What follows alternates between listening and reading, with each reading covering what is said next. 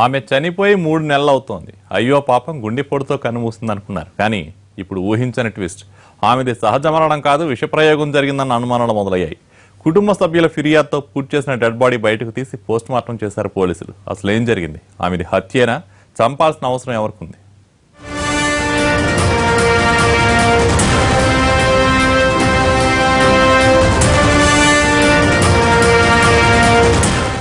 కరీంనగర్ లో 3 నెలల క్రితం చనిపోయిన మహిళ మృతదేహానికి ఇప్పుడు పోస్టుమార్టం నిర్వహించడం సంచలనంగా మారింది.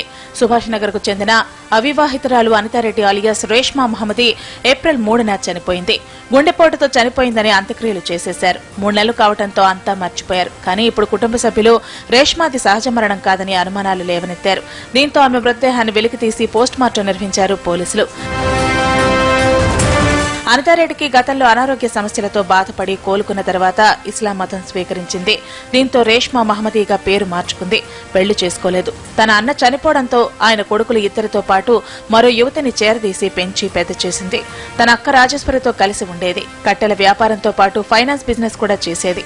దీంతో ఆమె దగ్గర పెద్ద మొత్తంలో డబ్బుండేది. అంతా బాగానే ఉన్న సమయంలో రేష్మా ఏప్రిల్ 3న చనిపోయింది.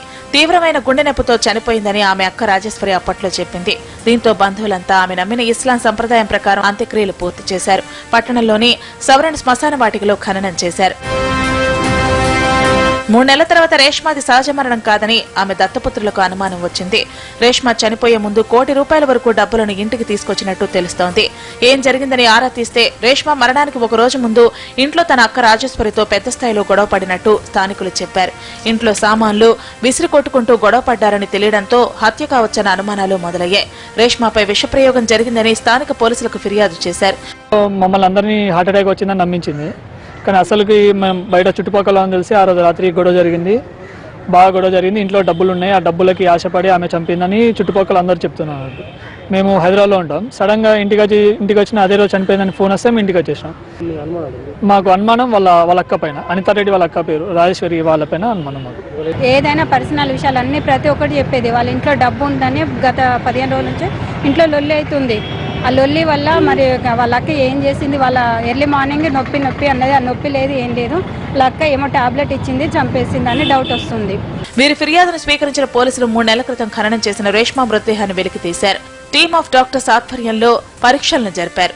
తన తల్లికి ఏదో విషపు గుళికలు ఇచ్చి ఇవ్వడం వల్ల చనిపోయిందని అనుమానం వ్యక్తం చేస్తూ దరఖాస్తు ఇవ్వడంతో దానిపైన కేసు రిజిస్టర్ చేసి ఈరోజు స్థానిక ఎంఆర్ఓ గారితో శవ పంచనామా నిర్వహించడం జరిగింది. అలాగే టీమ్ ఆఫ్ డాక్టర్స్ కూడా రిక్వెషన్ ఇచ్చి సీన్ ఆఫ్ ఎవిడెన్స్కు రమ్మని చెప్పి ఇక్కడే శవ పోస్ట్మార్టం కూడా కంప్లీట్ చేయడం జరిగింది.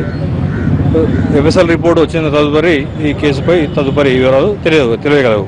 రేష్మా శవం నుంచి సేకరించిన శాంపిల్స్ ను ఫోరెన్సిక్ ల్యాబ్ కు పంపారు.